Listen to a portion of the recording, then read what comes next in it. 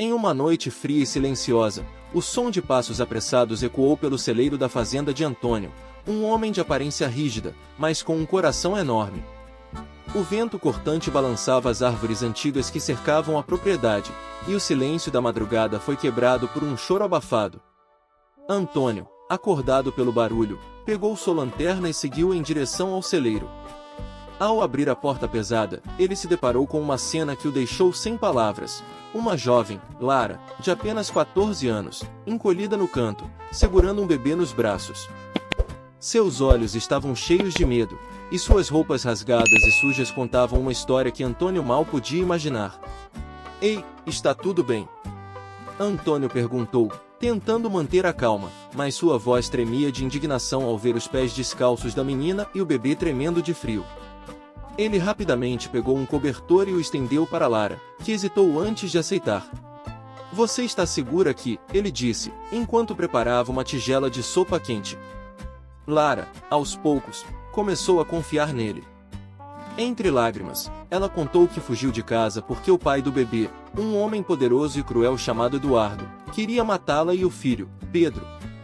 "Ele tem dinheiro, tem homens armados, ele vai me encontrar", ela sussurrou, desesperada. Antônio sentiu uma onda de raiva percorrer seu corpo. "Ele não vai te tocar de novo", prometeu, com uma firmeza que fez Lara olhar para ele com um misto de esperança e medo. Nos dias seguintes, Antônio fez de tudo para garantir que Lara e Pedro se sentissem seguros. Ele preparou um quarto aconchegante para eles na casa principal, longe do celeiro. Lara, inicialmente desconfiada, começou a se abrir aos poucos. Antônio notou que ela evitava falar sobre o passado, mas ele não pressionava. Em vez disso, ele a envolvia nas tarefas da fazenda, mostrando que ela podia confiar nele. Uma manhã, enquanto Antônio ordenhava as vacas, Lara apareceu com Pedro no colo. "Posso ajudar?"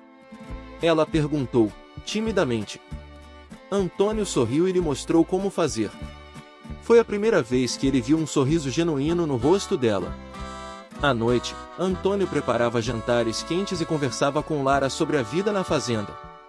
Ele contou histórias de sua juventude, das dificuldades que enfrentou e como superou cada uma delas. Lara, aos poucos, começou a compartilhar fragmentos de sua própria história. Ela falou sobre como Eduardo a controlava, como ele a isolou de todos e como ela decidiu fugir quando descobriu que ele queria se livrar do bebê. "Você é muito corajosa", Antônio disse uma noite, enquanto Lara embalava Pedro para dormir. Ela olhou para ele, surpresa. Ninguém nunca havia dito isso a ela antes. Passaram-se quase 2 semanas quando Antônio começou a notar carros estranhos passando pela estrada próxima à fazenda. Ele não comentou com Lara, mas aumentou a vigilância. Certa tarde, enquanto consertava uma cerca, ele viu um carro preto parado à distância. O coração dele acelerou, mas o carro seguiu viagem. Naquela noite, Antônio decidiu contar a Lara sobre o que havia visto. "Ele está procurando por você", ele disse, sério. Lara ficou pálida, mas Antônio a segurou pelo ombro.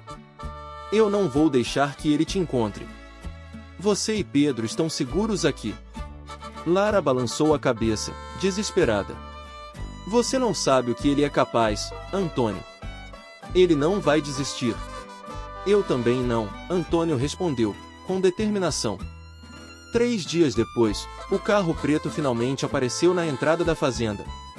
Eduardo desceu, seguido por 2 seguranças. Ele era alto, com um terno impecável e um olhar que transmitia arrogância e crueldade. "Sei que ela está aqui", Eduardo disse, com uma voz gelada. "Ela e o bebê me pertencem." Antônio, com sua espingarda no ombro, não vacilou. "Ninguém pertence a você", respondeu, enquanto os seguranças de Eduardo se preparavam para agir. Mas antes que a situação escalasse, viaturas da polícia surgiram na estrada, levantando poeira. O xerife, um velho amigo de Antônio, prendeu Eduardo com base em denúncias de crimes graves. Com o perigo afastado, Lara finalmente pôde respirar aliviada. Antônio não apenas a protegeu, mas também lutou para legalizar a guarda dela e de Pedro, garantindo que nunca mais precisassem fugir. Anos se passaram, e a fazenda de Antônio se encheu de vida novamente. Pedro cresceu forte e alegre, chamando Antônio de vovô, enquanto Lara seguiu seus estudos e se tornou uma veterinária. A família que eles formaram era mais forte do que qualquer medo do passado.